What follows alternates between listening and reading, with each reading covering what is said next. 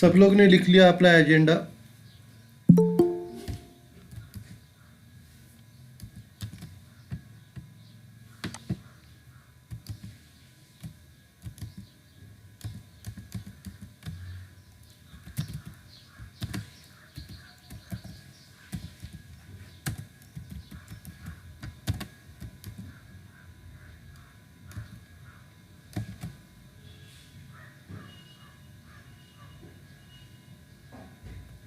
Okay, अभी हम लोग स्टार्ट करते हैं। सबसे पहले आपका टेस्ट होगा, टेस्ट के बाद आपका सेशन होगा। तो सबसे पहले अपना टेस्ट स्टार्ट करते हैं।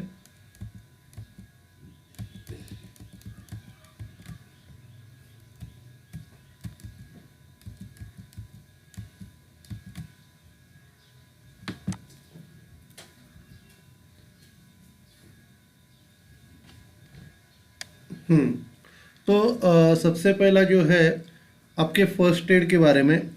जब आपको कुछ एक्सीडेंट हो रहा है, आपके स्टोर्स में एक्सीडेंट हो रहा है, तो आप क्या क्या करोगे? एक्सीडेंट अगर हो रहा है आपके स्टोर्स में तो आप क्या क्या करोगे?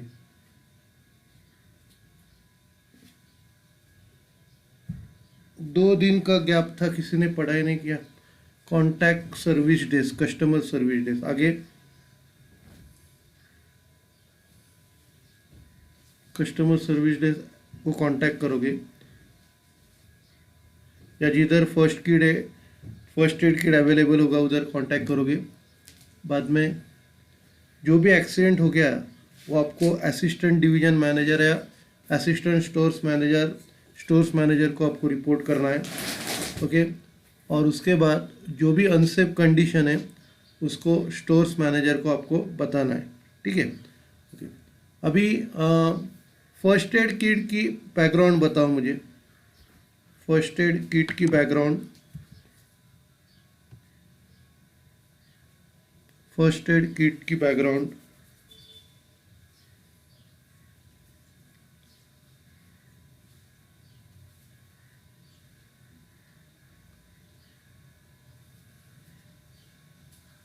Available at CHD customer service desk. आगे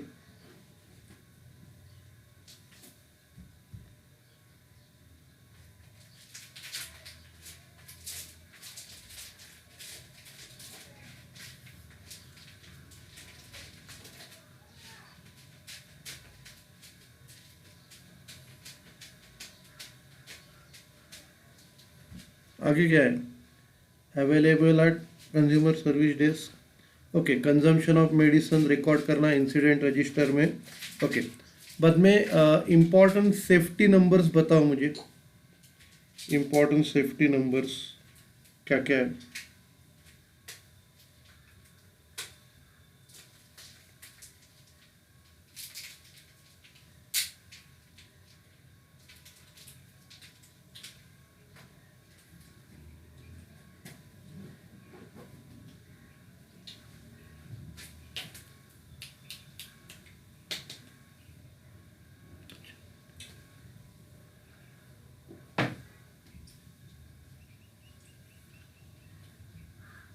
फायर 101, एम्बुलेंस 102, पुलिस 100 और एम्बुलेंस का और एक है 108।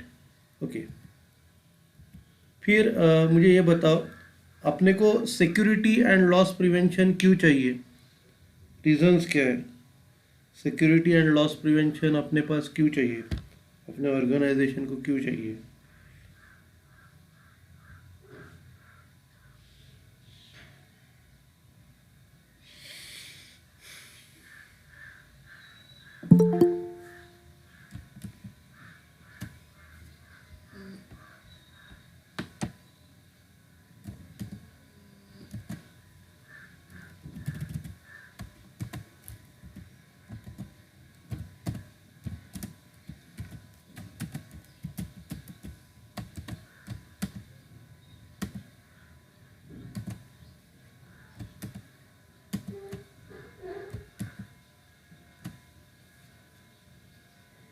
Because business is profitable when losses minimize. बराबर है, जब लॉस को मिनिमाइज करेंगे तो ही बिजनेस प्रॉफिटेबल होगा। बाद में लॉसेस को कंट्रोल के अंडर रखना है बाद में। ओके, फिर एसएलपी कैसे कंट्रोल करता है, क्या मेजर्स लेता है कंट्रोल करने के लिए, लॉस कंट्रोल करने के लिए एसएलपी क्या मेजर्स लेता है?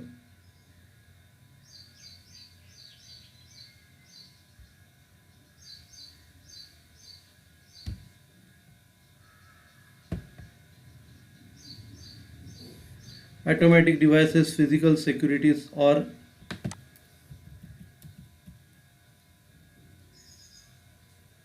बाद में ऑडिट करता है, audit to identify process variance. फिर जो भी प्रोसेस है वो बराबर चल रहा है कि नहीं चल रहा है, जिससे अपना हेल्थ और हेल्थ एम्प्लॉयज़ कस्टमर्स के हेल्थ और सेफ्टी को अफेक्ट करता है। ओके, उसके बाद प्रिवेंशन एफर्ट के लिए क्या क्या करना है, लॉस प्रिवेंशन एफर्ट, लॉस कैसे बचाने का, लॉस बचाने के लिए क्या क्या करने का, सेफ्टी ऑफ ओवर एम्प्लॉयज। अगला क्वेश्चन है लॉस बचाने को क्या करने का, always attend the customer. Okay,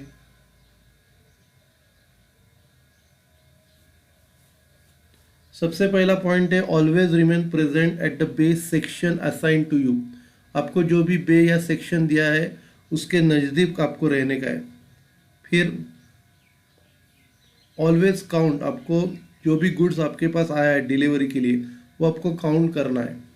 उसके बाद शेल्फ हेल्प आपको खुद को करना है और हाई वैल्यू एसक्यू आपको करेक्टली काउंट करना है और उसके ऊपर ज़्यादा ध्यान देना है। फिर allow always follow the dump disposal process as per norms.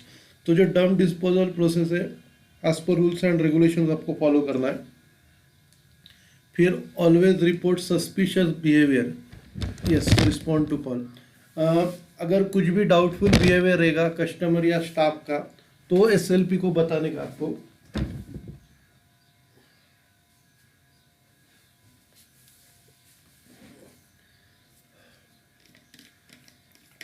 उसके बाद शॉप लिफ्टर का कुछ प्रॉब्लम आएगा तो आपको एमओडी मेंटेनेंस और डिमांड और एलपीओ लीगल प्रोसेसिंग और प्रोसेस आउटसोर्सिंग को बताना है।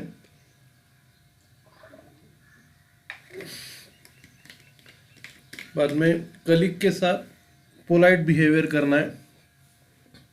बाद में आपको कैश और बिलोंगिंग जो भी आपके पास है वो आपको डिक्लेयर करना है और उसका एंट्री करना है स्टाफ मूवमेंट रजिस्टर में। बाद में खुद को चेकिंग के लिए फ्रिस्किंग के लिए अलाउड करना है, ऑलवेज रिस्पॉन्ड टू कॉल हो गया। फिर जब ऑडिट होता रहेगा तो आपको कॉपरेशन करना है, ठीक है। बाद में डोंट क्या है, क्या क्या नहीं करना है,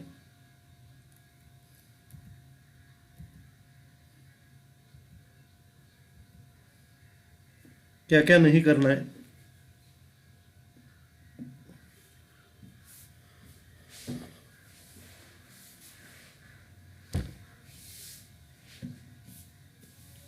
क्या क्या नहीं करना है में सबसे पहला है never swipe any colleague card, colleague का कार्ड स्वाइप नहीं करना है, नेवर डिस्कस यस। मतलब क्या, किसी भी आपके फ्रेंड का प्रॉक्सी में नहीं लगाने का आपको। बाद में never consume any store without billing, हाँ नो ड्रिंकिंग अल्कोहल बराबर है। बाद में कुछ भी आर्टिकल आपको विदाउट बिलिंग कंज्यूम नहीं करना है। बाद में कुछ भी प्रोमो ऑफर या मार्कडाउन प्रोसेस का मिसयूज नहीं करना है। फिर कुछ भी आपको बाहर का चीज़ लाना नहीं है सेल करने के लिए। नेवर टेक एनी फेवर, मतलब कुछ रिश्वत नहीं लेना है। Never damage product, yes. बाद में जो भी एरिया रेस्ट्रिक्टेड है उधर से आपको एंट्री नहीं करना है, never enter stores from the restricted area. बाद में कस्टमर को कुछ फेवर नहीं देना है, ऐसे गुड्स लेके जा विदाउट बिलिंग, ऐसे नहीं करना है।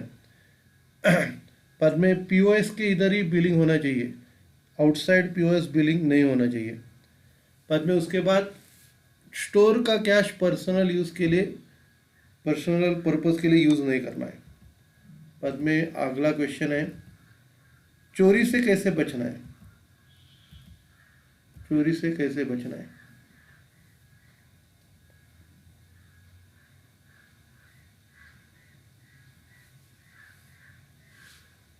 सबसे पहला आपको एंट्री करनी आते टाइम स्टोर्स मूवमेंट और आपका कैश और बिलोंगिंग्स का डिक्लेरेशन करना है। फिर फिर आपको चेकिंग करने के लिए अलाउ करना है और जो भी है आपके पास बिलोंगिंग वो बास्केट में रखना है। फिर उसके बाद आपका चेकिंग होगा। ओके, उसके बाद हाउसकीपिंग कैसे रखना है। हाउसकीपिंग आज आंसर्स ही नहीं आ रहे, किसने पढ़ाई नहीं किया क्या? 2 दिन थे पढ़ाई करने के लिए, किसने पढ़ाई किया नहीं?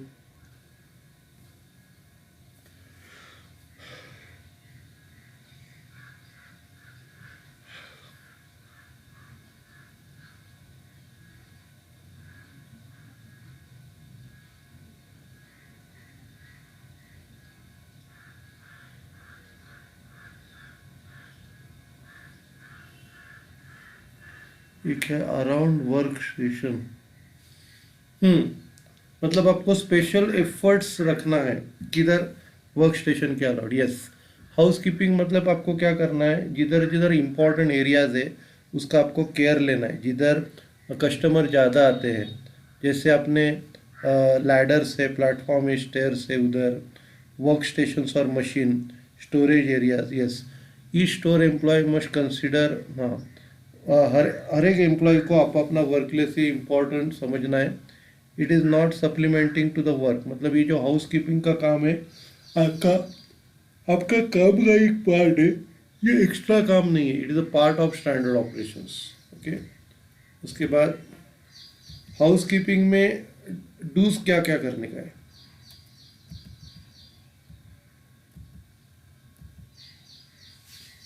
हाउस कीपिंग में डूज क्या क्या करने का है?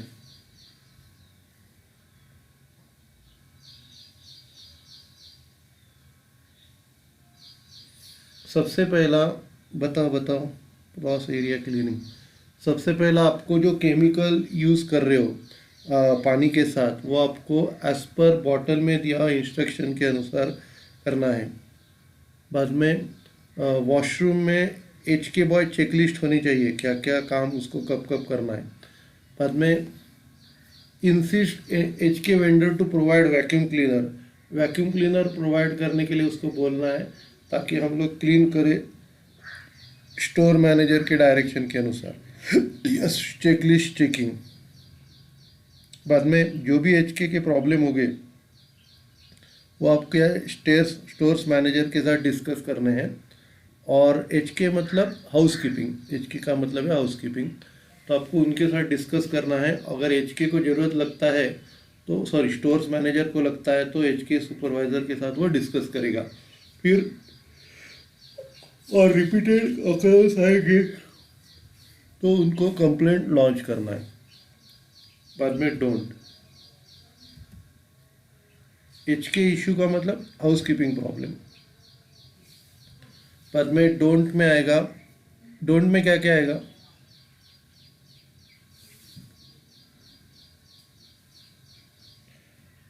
डोंट में आएगा कुछ भी केमिकल लूजली एक्सेप्ट मत करो। बाद में हमेशा आपको सील बॉटल्स या कैंस लेना है। फिर क्लीनिंग का डेट चेंज मत करो, नहीं तो वो लोग आइडल चार्जेस मांगेंगे, डिमांड करेंगे। फिर हाउस कीपिंग एक्टिविटीज़ क्या क्या है? Housekeeping activities, yes, do not change date label. Date label नहीं, change date of cleaning. Clean करने का डेट चेंज मत करो। ओके, हाउस कीपिंग एक्टिविटीज़ में क्या क्या आता है? Okay, wall cleaning, yes, internal glass. सबसे पहला स्टोर फ्लोर क्लीन करना है, उसमें main store, fruit and vegetable area, ice fill cleaning, yes, POS cleaning. उसके बाद internal glasses, fixture, chiller, freezer surface, other instrument, garbage area. बाद में डंप कलेक्शन, विजुअल मर्केंडाइजिंग, तो ये सब क्लीन करना है। ओके, उसके बाद अनवांटेड मटेरियल रिमूव करने के लिए क्या क्या करना है? अनवांटेड मटेरियल क्लीन करने के लिए क्या क्या करना है?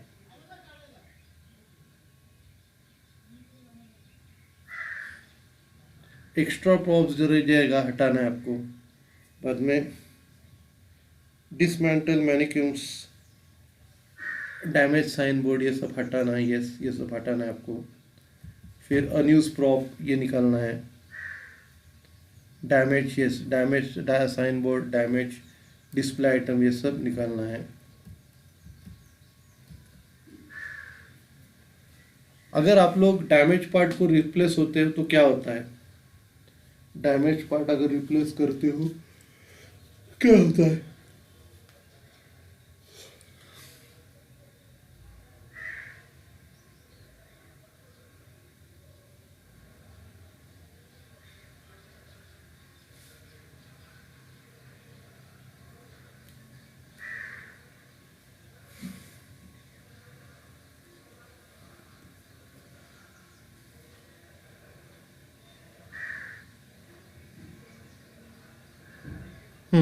बराबर है, फ्रेश लुक दिखता है। बाद में आवाज क्लियर नहीं आ रही है।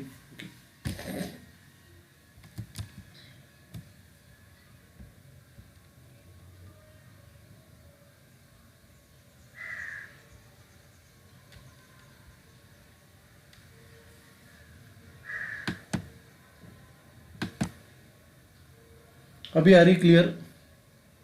क्लियर आ रही है आवाज? ओके।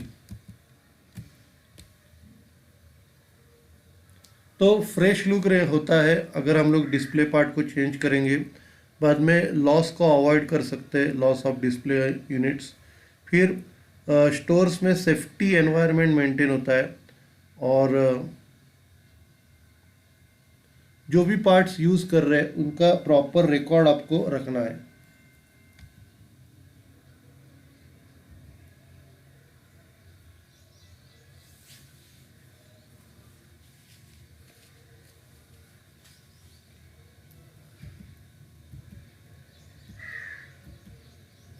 बाद में स्पाइलेज को कैसे क्लीन करना है आपको? स्पाइलेज को कैसे क्लीन करना है?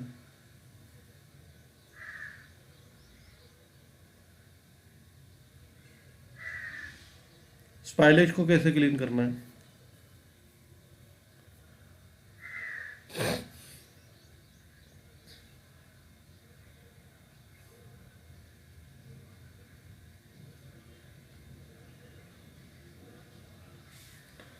अभी ये जो आपको रेगुलर उसका क्लीनिंग करना है, जिससे क्या होगा, वर्कर्स और कस्टमर्स की सेफ्टी है।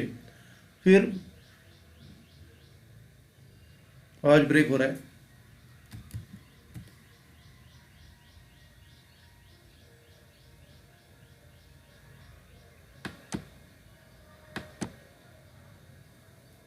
अभी आ रहा है आवाज? हम्म तो उसके बाद आपको क्या करना है, आइदर स्टाफ को क्लीन करना है, हो सके तो। अगर हाउसकीपिंग स्टाफ अवेलेबल नहीं है तो स्टाफ को क्लीन करना है। बाद में जो भी प्रोसीजर बता रहेगा वो फॉलो करना है क्लीनिंग के लिए। उसके बाद आपको क्लीन करते टाइम एप्रॉन, ग्लोव्स, गॉगल्स और ये सब डालना है क्लीनिंग करने के टाइम। फिर आपको अरेंज करना है प्रोडक्ट डिस्पोज करने के लिए। और प्रोडक्ट डिस्पोज होने के बाद यस, वॉश प्रॉपरली। अरे वाह, वॉश हैंड्स प्रॉपरली, हाथ आपको धोना है। ओके। बाद में आपको विदाउट डिस्टर्बिंग कस्टमर्स कैसे क्लीन करना है? विदाउट डिस्टर्बिंग कस्टमर्स कैसे क्लीन करना है?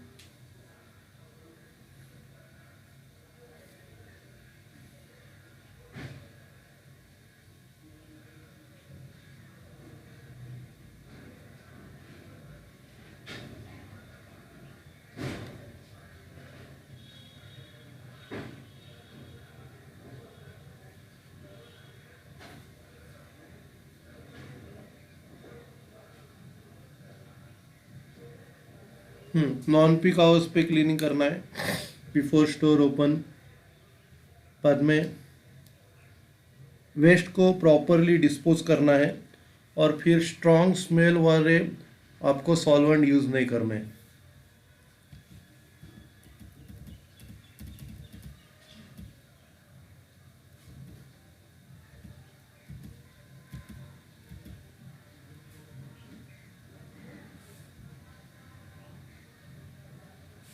फिर अगला मॉड्यूल आपका स्टार्ट हो रहा है फैकल्टी मैनेजमेंट, उसका part 1।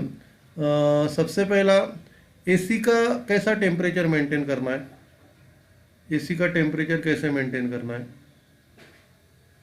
Yes, temperature 27 degree Celsius temperature का सिंबल बताया, good good, 27 degree Celsius maintain करना है। फिर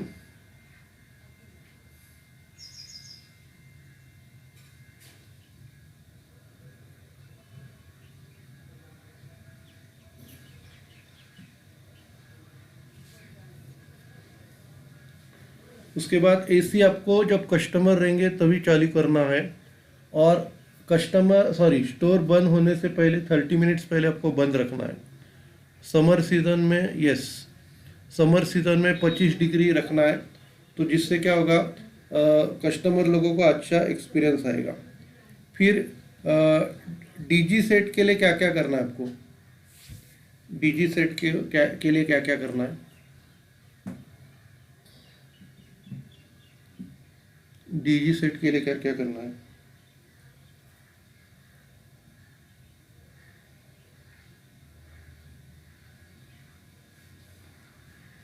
डीजी सेट के लिए सबसे पहला, अगर डीजल अपना 75% से कम है, यस, तो टॉप अप करना है, वेरी गुड। बाद में ऑयल का लेवल मिनिमम और मैक्स के बीच में रहना चाहिए। फिर कूलेंट लेवल लो और हाई लेवल के बीच में होना चाहिए। डीजी के आजू बाजू साफ होना चाहिए। फिर कैनोपी का जो डोर है हमेशा ओपन होना चाहिए, सॉरी क्लोज होना चाहिए, यस। रेडिएटर चेक करना चाहिए। उसके बाद लीकेज, ऑयल और कूलेंट का लीकेज कुछ होना नहीं चाहिए। फिर डीजल के बैरल में एक्स्ट्रा स्पेस नहीं होनी चाहिए, और डीजल डायरेक्टली डीजी सेट में आपको खाली कराना है। फिर डोंट क्या क्या है डीजी सेट के डोंट। सबसे पहला, आपको कुछ मटेरियल रखना नहीं है डीजी सेट के आजू बाजू में, ऊपर भी था। फिर जब ऑयल प्रेशर लो होगा या कूलेंट टेम्परेचर ज़्यादा रहेगा तो आपको डीजी सेट चलाना नहीं है। और एबनॉर्मल आवाज़ या बहुत ज़्यादा सफ़ेद या काला धुआं निकल रहा है तो आपको डीजी सेट चलाना नहीं है।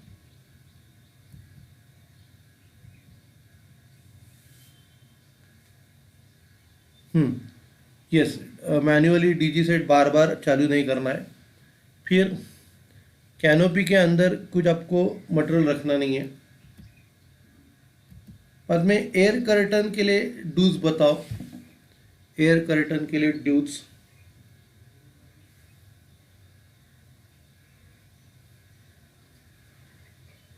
एयर कर्टन आपको स्टोर्स आवर्स के टाइम ऑन रखना है, तो जिससे क्या होगा, बराबर। तो एयर कर्टन आपको स्टोर्स के ऑन ऑन रखना है, तो जिससे कूल एयर बाहर नहीं जाएगा। और अगर कुछ आवाज़ वगैरह आ रहा है तो आपको कंपनी को इन्फॉर्म करना है। यस, परपेंडिकुलर होना चाहिए। उसके बाद डोंट क्या क्या है, डोंट में शट ऑफ नहीं करना है। उसके बाद उसके नीचे एयर कर्टन के नीचे किसको खड़ा नहीं रहने देना है। फिर चिल्ड एंड फ्रीज़र का डूज क्या क्या है, चिल्ड एंड फ्रीज़र का डूज।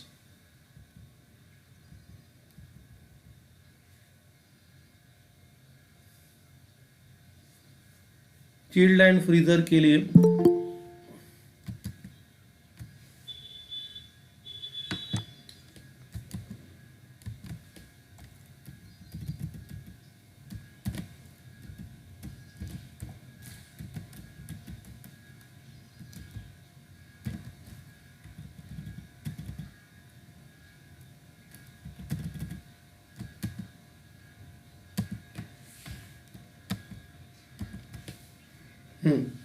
सबसे पहला जो ओपन चिलर है -18 to -20 है फ्रीज़र का, और ओपन चिलर का 3 to 8, क्लोज का 2 to 6, और फ्रीज़र का -18 to -20 है।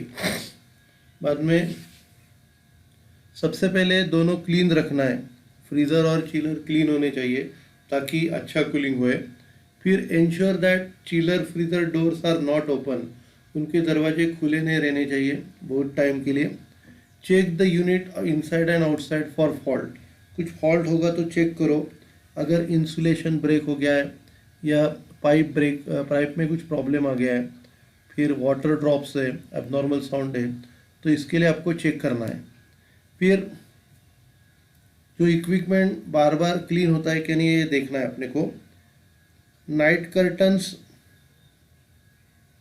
आपको ट्रेडिंग आवर्स के साथ, yes water drops, night curtain आपको ट्रेडिंग आवर्स के बाद बंद करना है।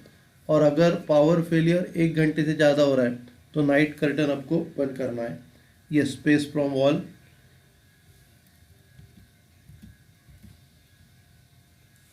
बाद में 2 रोज में थोड़ा स्पेस होना चाहिए। फिर जो भी फ्रूट एंड वेजिटेबल या डेयरी प्रोडक्ट आते हैं वो डायरेक्टली आपको फ्रीज़र और चिलर में रखने हैं एज पर प्लानोग्राम से। फिर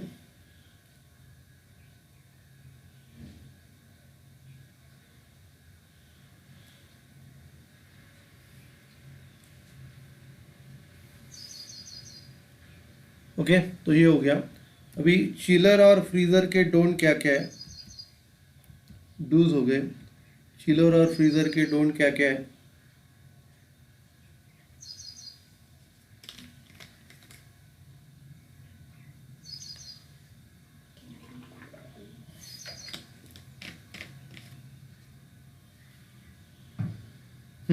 सबसे पहला, do not load on top shelf, ऊपर के शेल्फ पे कुछ रखना नहीं है।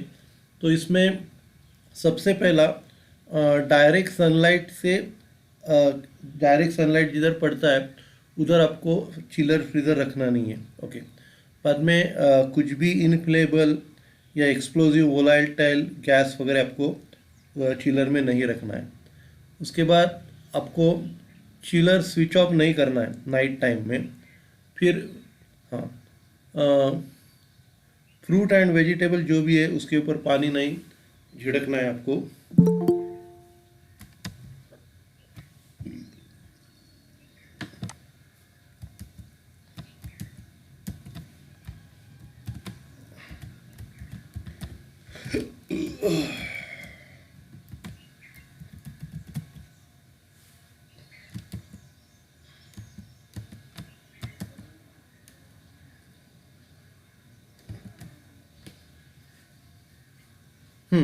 Do not load product on return air grill, yes return air grill पे कुछ आपको रखना नहीं है। बाद में आपको टेम्परेचर सेंसर पे ऊपर कुछ लेबल वगैरह नहीं लगाना है।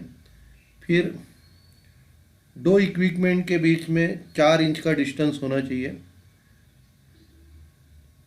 फिर आपको एंट्री एग्जिट डोर के नज़दीक चिलर और फ्रीजर को नहीं रखना है। पेस्ट चॉकलेट रैक आपको ओपन चिलर में नहीं रखना है। एसक्यू में कुछ भी ओवर स्टॉक नहीं रखना है। Yes. Do not clean electric park, मतलब वो सुपरविजन रहेगा तो ही क्लीन करना है।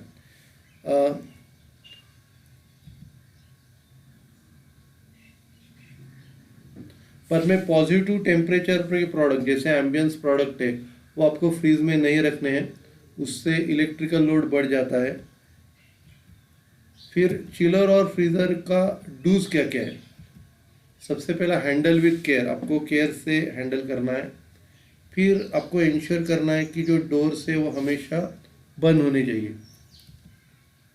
फिर रिटर्न एयर ब्लॉक, वो तो हम लोग ने ऑलरेडी बोला है। फिर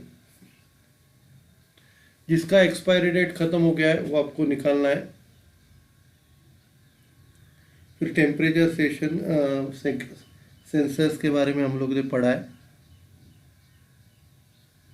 हाँ, फिर आपको जो क्लीनिंग करना है वो सुमा मल्टी डिसोल्यूशन से आपको क्लीन करना है, सुबह शाम और जब भी ज़रूरत पड़ेगा तभी। फिर cabinet chiller don'ts, do not load the product, मतलब ये तो टॉप शेल के ऊपर का हो गया अपना। फिर ये भी हो गया।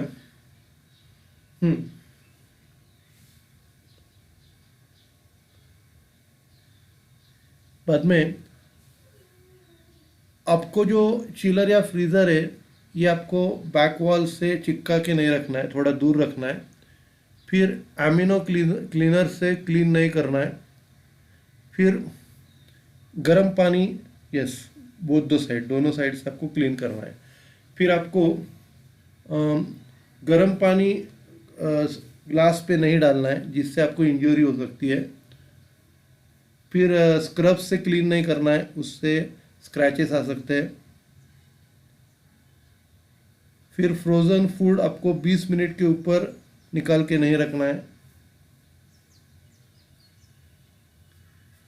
डिफ्रॉस्ट कंडीशन में आपको कुछ मटेरियल लोड नहीं करना है, या आपको उनके दरवाजे बार बार ओपन करना है। फिर इलेक्ट्रिकल पार्ट आपको सिर्फ सुपरविजन के अंडर ही क्लीन करना है। ठीक है, तो ये टेस्ट हो गया। अभी हम लोग क्या करेंगे, अपना सेशन स्टार्ट करते हैं। ओके, मैंने आपको नोट्स भेजा है, नोट्स ओपन करो और मैं आपको ये शेयर करता हूँ।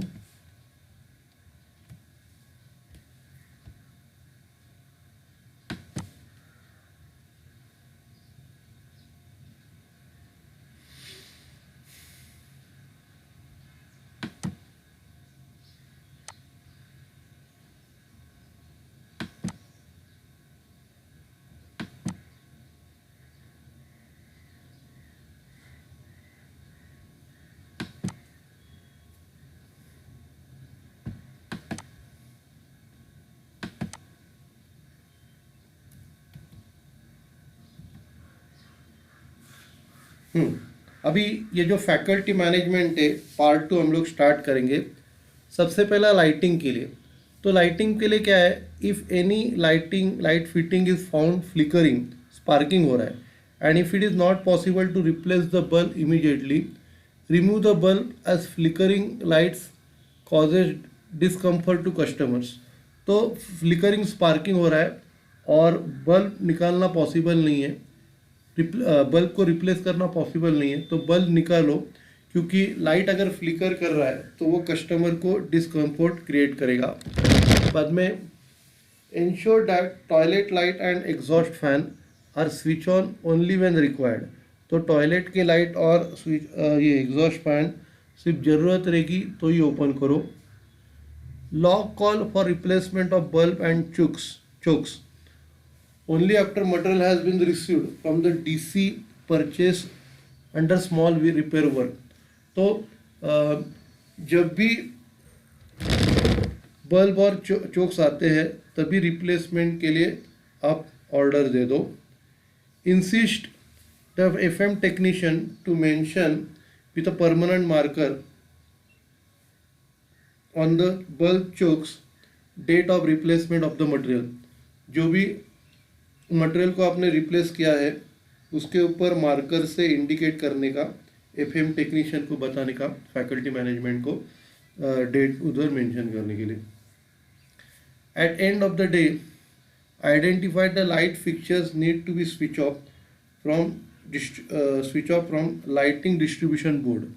तो जो लाइट स्विच ऑफ करने हैं उनको आइडेंटिफाई करना है और उन्हीं लाइट्स को स्विच ऑफ करना है। Switch off the signage lights at EOD। Signage lights आपको EOD के टाइम स्विच ऑफ करने हैं। फिर लाइटिंग डोंट्स, CCTV के इधर के लाइट्स आपको ये नहीं करने, बंद नहीं करने। Do not switch off all the lights at EOD end of the day, as this will defeat the purpose of CCTV lights that need to be kept on after EOD needs to be confirmed after security and loss prevention team। बाद में do not switch off miniature circuit breaker। तो miniature circuit breaker को आपको switch off नहीं करना है from low tension control panel। instead use the individual switches on the distribution box। तो आपको miniature circuit breaker ये आपको स्विच ऑफ नहीं करना है, उससे अच्छा आपको इंडिविजुअल स्विचेस यूज़ करने हैं डिस्ट्रीब्यूशन बॉक्स के ऊपर जो होती है। फिर water purifier, ensure rejected water pipe is not place about the system. तो रिजेक्टेड वाटर पाइप ये सिस्टम के ऊपर नहीं रखा है, ये चेक करना है। अवॉइड शार्प बेंडिंग इन पाइप फिटिंग्स, तो किधर कुछ बेंड होना नहीं चाहिए पाइप को। फिर डोंट्स में do not use purified water for washing utensil and hand. तो जो प्यूरिफाइड वाटर है वो आप हाथ धोने के लिए या यूटेंसिल धोने के लिए यूज़ मत करो। Always place the machine on flat and stable service, तो मशीन को आपको फ्लैट या स्टेबल सरफेस के ऊपर रखना है। Machine must be kept in dry environment, machine जो है ये ड्राई एनवायरनमेंट के इधर आपको रखना है। तो ये कौन सा है, वेइंग मशीन का है। वेइंग मशीन आपको फ्लैट एंड स्टेबल सरफेस के ऊपर रखना है, और मशीन जो भी है वो ड्राई एनवायरनमेंट में आपको रखना है। फिर put the material to the weight gently on the tray of the machine, तो आपको लाइटली, अगर जब आप वेट कर रहे हो तो आपको ये लाइटली मटेरियल डालना है मशीन के ऊपर। If the reading of machine is increasing without weight then check if anything is touching the tray. अगर मशीन का वेट ऐसे ही इंक्रीज हो रहा है तो आपको नीचे देखना है कि कुछ ट्रे को टच नहीं हो रहा है ना। बाद में वेइंग मशीन का do not overload beyond the maximum weight limit of the machine, जितना भी उसका लिमिट है उतना ही ज़्यादा उस पर डालो। Do not spill water on the machine और expose the weighing machine to humid conditions to avoid electric shock and incorrect leading. तो आपको क्या करना है, पानी वेइंग मशीन के ऊपर नहीं डालना है या उसको ह्यूमिड कंडीशंस के अंडर नहीं रखना है, जिससे क्या होगा, इलेक्ट्रिक शॉक अवॉइड करने के लिए, और उससे इनकरेक्ट रीडिंग भी आएगा। Do not keep anything on weighing machine for long duration as may damage the machine, ज़्यादा टाइम के लिए आपको कुछ वेइंग मशीन पे नहीं रखना है। Do not keep machine near to strong EMI noises like TV, mobile etcetera, TV, mobile etcetera के नज़दीक नहीं रखना है।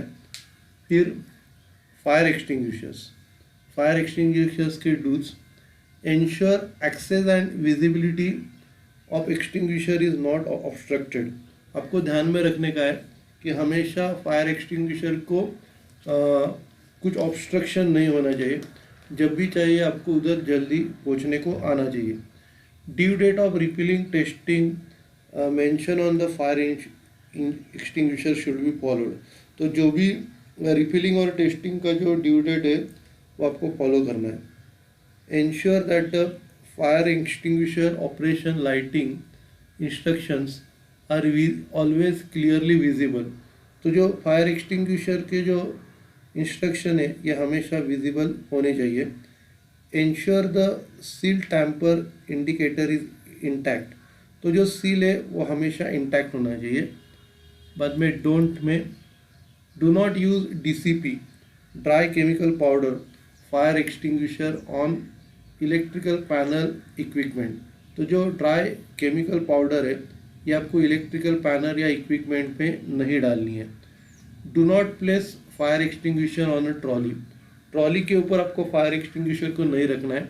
It should be always install on the wall, वो हमेशा वॉल पे इंस्टॉल होनी चाहिए।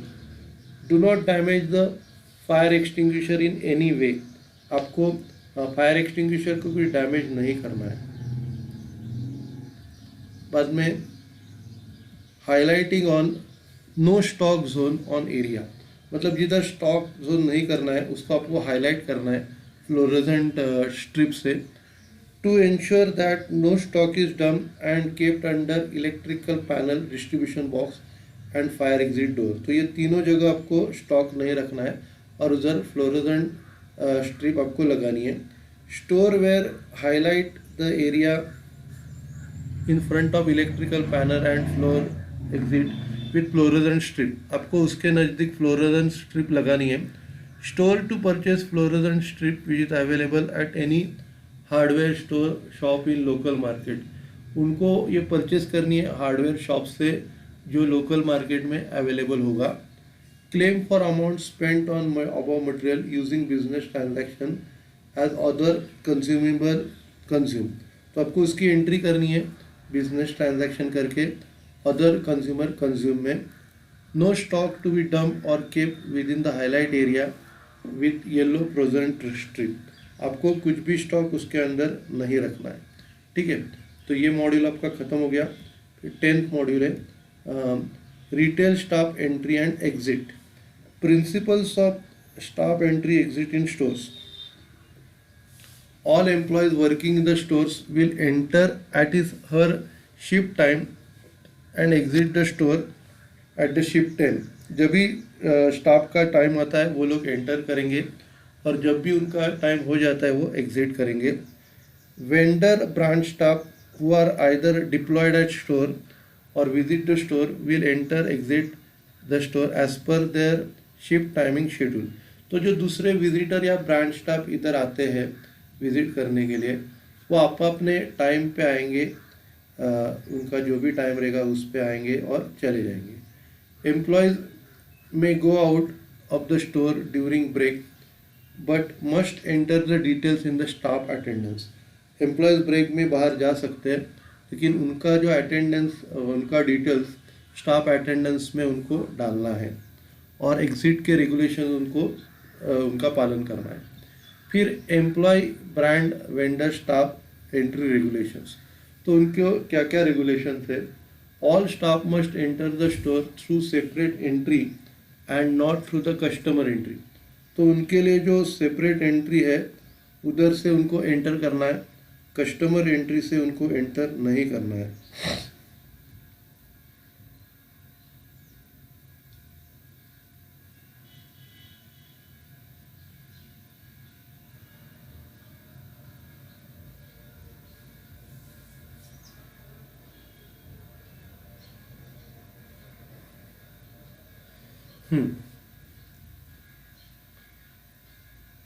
बाद में all staff entry will be with valid employee ID card. सबके पास आईडी कार्ड्स होना चाहिए। उसके बाद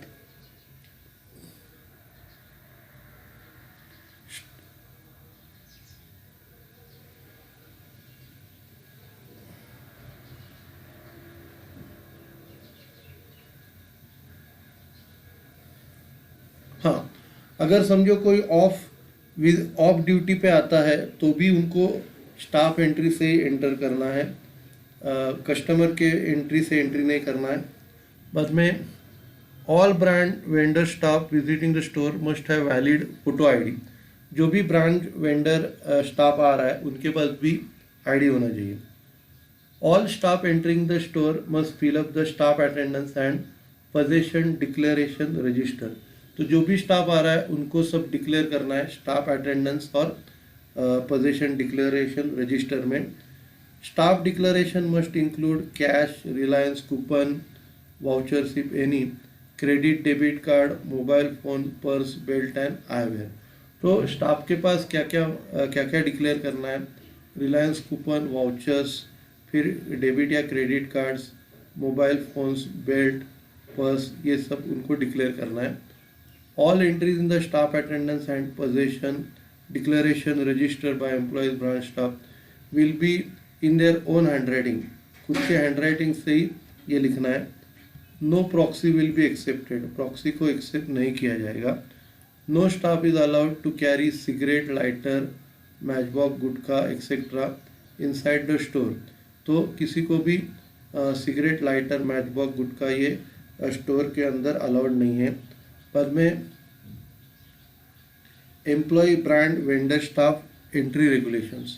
all staff must form a queue in front of LPA to regulate orderly entry process. सभी स्टाफ को क्यू के सामने खड़ा रहना है ताकि जो भी प्रोसीजर है वो हो जाए LPA के सामने। It is the responsibility of the all the staff to declare.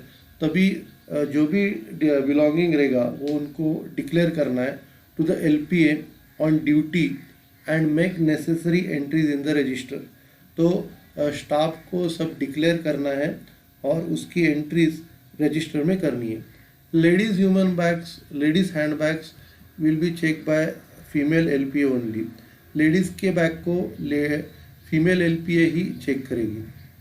Any non cooperation misbehaviour rowdyism at entrance gate by employees, brand, vendor staff will be reported to store manager and LPO।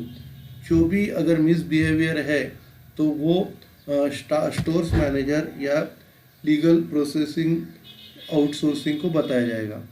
बाद में employee, brand, vendor, staff store at shop floor. अभी उधर कैसे पहुँचते हैं shop floor पे? All after entering store may get change fresh them before entering shop floor. Shop floor में पहुंचने के लिए सबको फ्रेश होना है, बाद में उधर पहुंचना है। Employees with smart card will swipe their card at the ACS terminal. सबसे पहले उनके कार्ड्स को स्वाइप करना है। Brand staff and employees without smart card will get entry in respect to register filing in correct time of entry and signing. जिनके पास ये नहीं रहेगा, कार्ड नहीं रहेगा, और जो ब्रांच स्टाफ है उनको रजिस्टर पे अपना डिटेल्स लिखना है और करेक्ट टाइम डालना है, साइन करना है, तो उनको एंट्री मिलेगा। फिर the time indicated in the wall clock at staff entry will be the time to be use for all purpose. तो जो भी टाइम वॉल क्लॉक के लिखा रहेगा वही टाइम सब कामों के लिए यूज़ करना है। All staff will leave their personal belongings not required on the store floor in their lockers before entering the store। जो भी उनको नहीं चाहिए, जो भी बिलोंगिंग्स उनको काम करते टाइम नहीं चाहिए, वो उनको लॉकर में रखना है।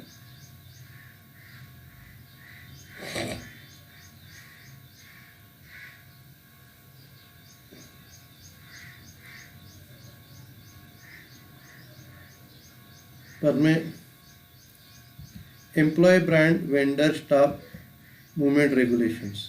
Staff will not move to any restroom, trial room, any enclose space on the floor with any merchandise. तो किसी भी गुड्स के साथ स्टाफ रेस्टरूम में नहीं जाएगा। Staff moving out of the store for a break will enter the details in the staff movement and position declaration register. जो भी स्टाफ ब्रेक के लिए बाहर जा रहा है उनका एंट्री स्टॉप मूवमेंट और पोजीशन डिक्लेरेशन रजिस्टर में होगी। Housekeeping staff will be treated as staff for the purpose of entry, exit and movement regulation. Housekeeping का स्टाफ को एज अ स्टाफ करके ही रूल्स एंड रेगुलेशंस फॉलो करने हैं entry और exit के लिए। LPO supervisor will carry out at least 2 surprise check of staff lockers every week. LPO supervisor को 2 सरप्राइज चेकिंग करने हैं हर वीक में। बाद में vendor staff will not move to any department और other than the one he is allowed to visit. Vendor staff को सिर्फ जो डिपार्टमेंट में उनको अलाउड किया है उसी डिपार्टमेंट में जाना है, बाकी दूसरे डिपार्टमेंट में उनको जाना नहीं है। Vendor staff for repair service will be monitored by respective department manager. तो जो भी वेंडर स्टाफ रिपेयर के लिए है उनको उनका डिपार्टमेंट मैनेजर मॉनिटर करेगा। After completion the DM will sign field service certificate giving status of repairs और सर्विस। तो जो भी सर्विस होने के बाद DM साइन करेगा सर्विस सर्टिफिकेट को। जब भी रिपेयरिंग ख़त्म हो जाता है तो उसके बाद DM डिपार्टमेंट मैनेजर सर्टिफिकेट को साइन करेगा। फिर employee, brand, vendor exit regulation, मतलब निकलने का। All staff, LPA and employee visitors will be frisk at exit. उनका फिर से एग्जिट के टाइम चेकिंग होगा। डिक्लेरेशन एंड फ्रिस्किंग प्रोसेस, बाद में उनको डिक्लेयर करना पड़ेगा कितना कैश वो लेके जा रहे हैं। LPA check cash and position of store closing. तो बाद में ये होने के बाद जो LPA उनका भी कैश और पोजेसिंग का चेकिंग होगा। Executive and executive and carries out fixing eight the time of closing. तो उनका जो चेकिंग है ये एग्जीक्यूटिव कैरी करता है, एग्जीक्यूटिव चेक करता है एलपीए का checking. SM ASM checks cash and position. अब ये कौन है? एसएम है। फ्रिस्किंग मतलब चेकिंग, हम लोग का जो तलाशी लिखते हैं ना उसको फ्रिस्किंग बोलते हैं। SM ASM check cash and position of LPA and carries out frisking at the closing end of the shift. तो ये जो एग्जीक्यूटिव लोग हैं ये एलपीए लोगों का चेकिंग करते हैं। There will be frisking cabin at the staff exit for the purpose with the raised platform stool. तो ये फ्रिस्किंग केबिन ये एग्जिट पे होगी जिधर चेकिंग किया जाएगा। Staff with valid smart card will swipe their card before being frisk. तो checking होने से पहले एम्प्लॉय लोग स्मार्ट कार्ड अपना स्वाइप करेंगे। All others will make entry in respective register. जिनका स्वाइप कार्ड नहीं रहेगा वो लोग अपना रजिस्टर में एंट्री करेंगे। At the store exit gate cash declaration checks and security. मतलब स्टोर गेट पे आपका कैश डिक्लेरेशन और सिक्योरिटी चेक होगा। Sticker check will be carried out by LPA. Sticker check जो होता है वो एलपीए कैरी करेगा। LPA will tally the list of belongings at the time of entry. मतलब एंट्री और एग्जिट के टाइम सेम चीज़ें आ रही है और सेम चीज़ें जा रही है ना, उसका टैली होगा। Priority will be given to staff entering the store premises shop floor for staff existing. तो इसके लिए प्रायोरिटी हम लोग देंगे स्टाफ को, पहला प्रायोरिटी उनको देंगे जो एंटर कर रहे हैं। ठीक है, तो ये मॉड्यूल आपका ख़त्म हो गया। फिर अगला जो मॉड्यूल है staff supply chain management. Supply chain management ये टॉपिक है। अभी रिटेल वैल्यू चेन। अभी रिटेल वैल्यू चेन मतलब क्या रहता है कि आपको मालूम है कि गुड्स प्रोड्यूस कौन करता है? मैन्युफैक्चरर प्रोड्यूस करता है। मैन्युफैक्चरर होलसेलर को बेचता है, होलसेलर रिटेलर को बेचता है, रिटेलर कंज्यूमर को बेचता है। तो अभी ये सप्लाई चेन जो है उसमें क्या है, सप्लाई चेन में कैसे रहता है कि हम लोग सप्लायर से परचेस करते हैं। परचेस करने के बाद जो ये मटेरियल है वो किधर आता है? स्टोर्स में आता है, और स्टोर्स में आके वो सेल हो जाता है। तो स्टोर मतलब ये मूव फंक्शन है। The supply chain handles move function in the buy move sell cycle in retail. तो इसमें मूव फंक्शन में क्या होता है? Replenish DC and stores. तो आपको क्या करना है, उसमें डिस्ट्रीब्यूशन सेंटर में या स्टोर्स में आपको माल फिलअप करने का। रिप्लेनिश मतलब फिलअप करना। मैनेज ट्रांजैक्शन तो ट्रांसपोर्टेशन। तो ट्रांसपोर्टेशन को रिटेल वाले मैनेज करते हैं। बाद में डीसी ऑपरेशन डिस्ट्रीब्यूशन सेंटर के ऑपरेशन को मैनेज करते हैं। बाद में मैनेज रिटर्न्स, अगर कोई कस्टमर रिटर्न दे रहा है तो उनको भी मैनेज करते हैं। तो कैसे रहता है डिस्ट्रीब्यूशन सेंटर? पहले सप्लायर लोग डिस्ट्रीब्यूशन सेंटर को माल देते हैं, डिस्ट्रीब्यूशन सेंटर स्टोर्स को देते हैं, स्टोर्स टू कंज्यूमर। तो ये रिटेल सप्लाई चेन है। डिस्ट्रीब्यूशन सेंटर क्या है? अभी लार्ज वेयर हाउस और storage place that receive deliveries from different suppliers. तो इधर क्या होता है, उनको बहुत सारे सप्लायर से माल मिलता है और इधर रखा जाता है। बहुत बड़ा वेयर हाउस होता है। Stock product goods are redistributed to stores. बाद में ये जो गुड्स आते हैं ये स्टोर्स, होलसेलर और कस्टमर्स को डायरेक्टली भी डिस्ट्रीब्यूट होते हैं।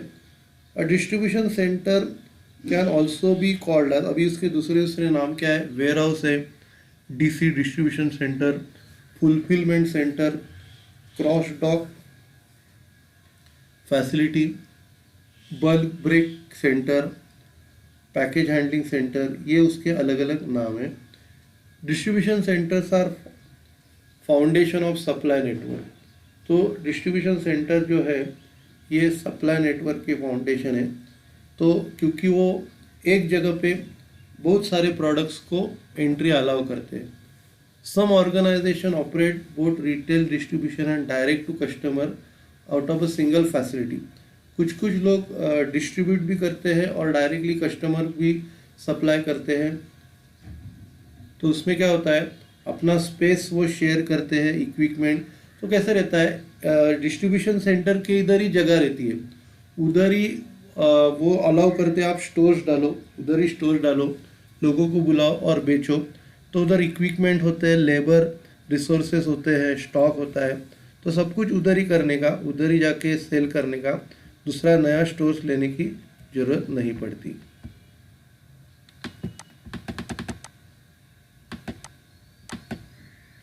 फिर कौन से कैटेगरीज रहती है, सबसे पहला dry category, dry distribution centre. तो उधर नॉन फूड एफएमसीजी रहता है, जैसे सोप है, ऑयल है, जैसे staple and process food, staple और प्रोसेस फूड रहता है। फिर general merchandise, home, auto, lifestyle, wellness, ये सब रहता है, ये ड्राई डीसी में रहता है। बाद में सीपीसी, ये सीपीसी सिटी प्रोसेसिंग सेंटर, जिधर फ्रूट और वेजिटेबल रहते हैं, एग्स रहते हैं, मिल्क रहता है। बाद में dairy products, frozen and bakery, तो ये सब इधर रहते हैं। ठीक है, तो आज का लेक्चर हो गया, फिर कल मिलते हैं सेम टाइम को। Okay, thank you. एक मिनट, थोड़ा अटेंडेंस मार्क